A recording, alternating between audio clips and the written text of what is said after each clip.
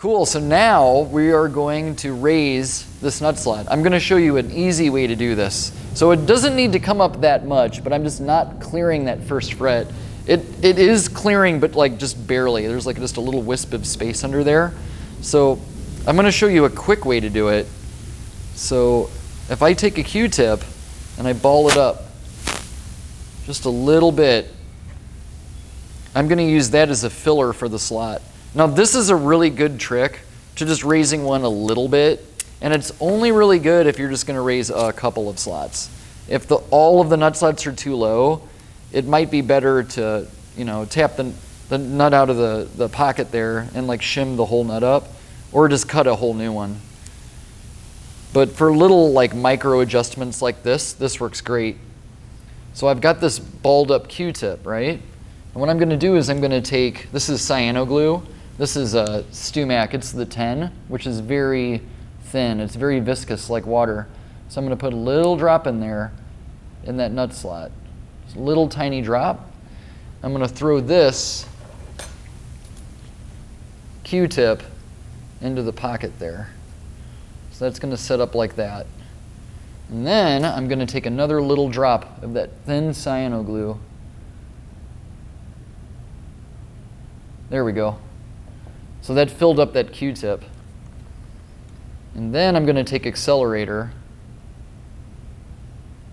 And I'm going to let that hit it. You might see a little plume of smoke when that kicks the CA. So now I have a nice tough filler in that nut slot. Now that I have the nut slot filled up, we're going to cut the ends off. And as you can see, it's tough. There we go. Now I have a nice crispy new nut slot. So now I can take our file here. This is a 46 gauge file for the low E. And I'm going to recut it down.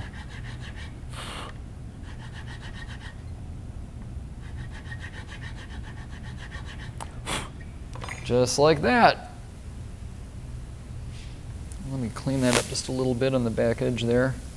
So again, I'm trying to cut it straight out because this is a scooped headstock. So I wouldn't cut it like that. I'm trying to keep it more cut straight out like that.